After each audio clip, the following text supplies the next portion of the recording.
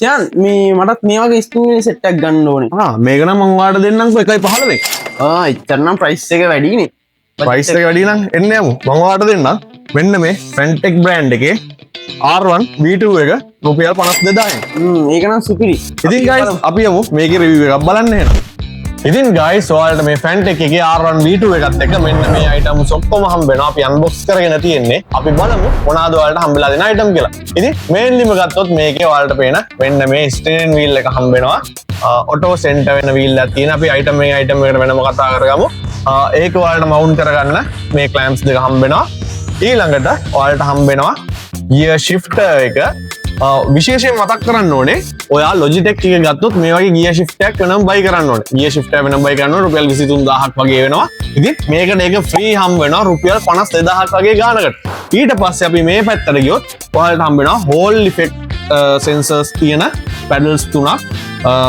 ඔයාලට මේකේ එකින් එකට pressure එක වෙනස් බලන්න පුළුවන්. accelerator එක හරිම light, brake එක ටිකක් තදයි, ඊට පස්සේ එක තියෙනවා ඊට ඒ දෙක අතර මැද.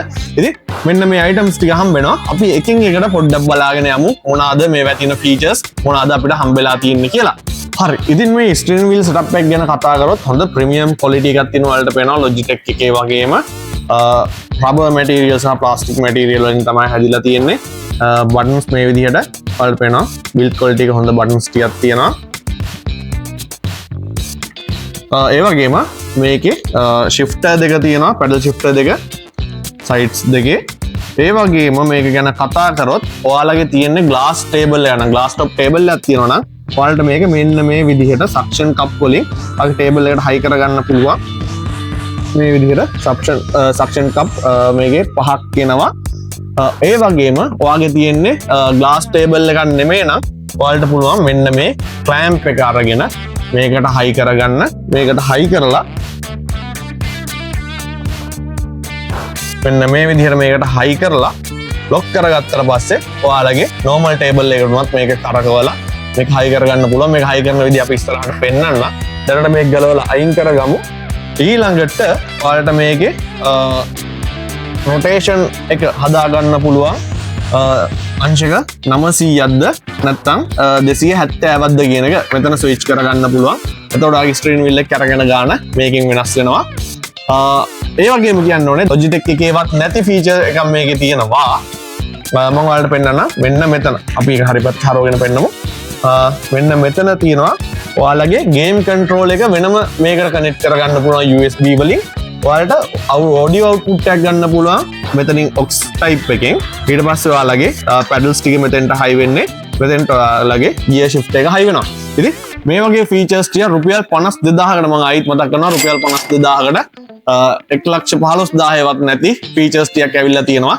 අපි දැන් මේක පැත්තකින් තියාගෙන අනිත් devices ගැන කතා කරගමු. ඉතින් මේ gear shift එක ගැන කතා කරොත් ඒකෙත් හොඳ premium quality එකක් තියෙනවා ඔයාලට පේනවා.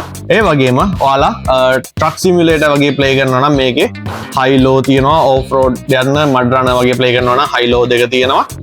parking එක තියෙනවා, parking brake එක. ඒ වගේම ඔයාලට ඇහෙන ඇති sound එක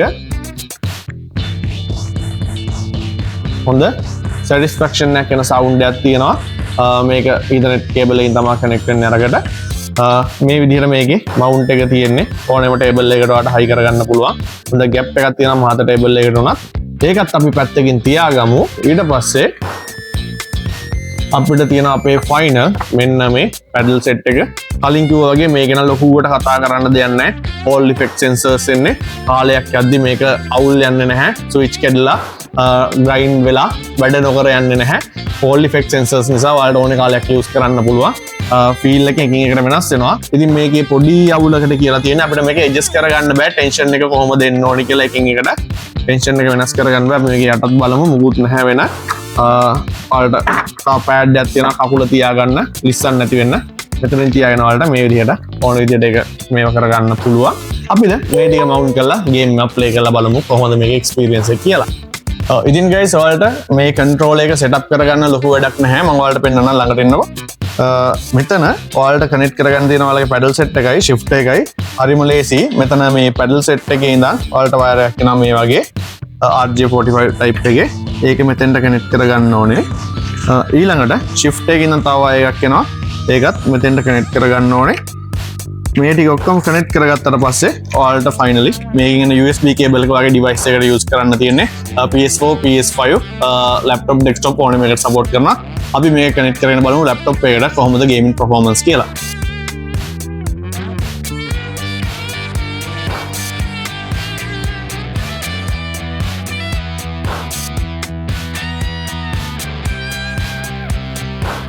ඉතින් ගයිස් මේක ගේම් එක ප්ලේ කරද්දී ඔයාලට Logitech එකේ වගේ ලොකු force feedback එකක් එන්නේ නැහැ.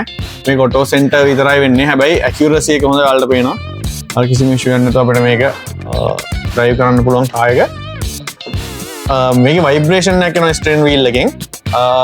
මේක දැන් අර අල්ලන් ඉද්දී අපිට තේරෙනවා වාහනේ හැප්පෙද්දී නැත්නම් මේ වගේ jump එකක් දාද්දී ෆීඩ්බැක් එකක් එනවා. ඒ වගේම මේකේ pedal shifters තියෙනවා. ඒක ඔයාලට ඕන විදිහට configure කරගන්න පුළුවන්. මේකේ modes තියෙනවා ඔයාලට 4කට වඩා. ඒ ඕන එකට change කරගන්න පුළුවන්. change කරගෙන ඔයාලට ඕන විදිහට sensitivity හදාගන්න පුළුවන්. මම නිකමට පෙන්නන්න. ඔයා මෙතන setting button එක press කරාම මේක blink වෙන්න ගන්නවා. blink වෙද්දි මේක arrow එක උඩට click කරාම මේක high sensitivity විදිහට තමයි වැඩ ගන්න. එතකොට ඔයා පොඩි feedback එකක් දුන්නා. ඔයාගේ vehicle එක අතන turn වෙනවා. මම ඔයාලට පෙන්නන්නම්. දැන් අපි මේ high sensitivity දීලා තියෙන්නේ. පොඩි feedback එකක් දුන්නත් ඔයාගේ vehicle එක මෙතන හැර වෙනවා. ඒ ටික හදා ගන්න පුළුවන්. ඊට පස්සේ මේක අඩු කරගත්තාම ඔයාලට ගොඩක් කරවන්න ඕනේ වාහනේ. මේ නැත්තම් හැර වෙන්නේ නැහැ මේ විදිහට. අන්තිම හරියට තමයි වාහනේ ලස්සනට හැරවිලා එන්නේ. ඉතින් Forza වගේ ගේම් එකක් ප්ලේ කරන්න ඔයාලට low sensitivity තියෙන එක හොඳයි. මොකද ඔයා එකපාරට turn එකක් ගත්තොත් වාහනේ ඉස්සෙල්ලා යන්න බලනවා. ඉතින් මේ විදිහට තමයි මේක අපිට විස්තර කියන්න තියෙන්නේ. ඒත් එකම ඔයාලට කියන්න ඕනේ. ඒක අපි හරි කරගෙන තියෙනවා. මේ විදිහට gears පහක shift එකක් තියෙනවා. reverse එකත් එක්ක. ඒ වගේම මෙතන high low තියෙනවා, parking තියෙනවා. මේ option ටිකක් තියෙනවා. ඊපස්සේ pedals ගැන කතා කරොත් hall effect sensors එන්නේ pedal වල. මේ විදිහට ඔයා use කරන force එකේ විදිහට feedback එක ලස්සනට හම්බ වෙනවා. මම ඔයාලට පෙන්නන්න බ්‍රේක් එක උනත් ඔයා ප්‍රෙස් කරාට පස්සේ ගානට එනවා. බ්‍රේක් එක වැඩිපුර ප්‍රෙස් කරොත් රිවර්ස් වෙනවා. නැත්නම් මේක ඔයාලට පේනවා බ්‍රේක් එකේ තියෙන්නේ. මම ඔයාලට පෙන්නන ලාවට ප්‍රෙස් කරාම බ්‍රේක් එකේ තියෙන්නේ. වැඩිපුර රිවර්ස් ප්‍රෙස් කරාම තමයි රිවර්ස් වෙන්නේ. ඉතින් guys මෙහෙම තමයි Fantech R1V2 steering wheel set එකේ review එක ඉවරනේ. ඉතින් දිගටම මේ වගේ reviews බලන්න ඕන නම් ඔයාලා පහලින් comment එකක් දාන්න. ඔයාලට මොකක්ද ඕනේ item එක කියලා. දිගටම pcbuilders.lk follow කරලා තියාගන්න, subscribe කරලා තියාගන්න. pcbuilders.lk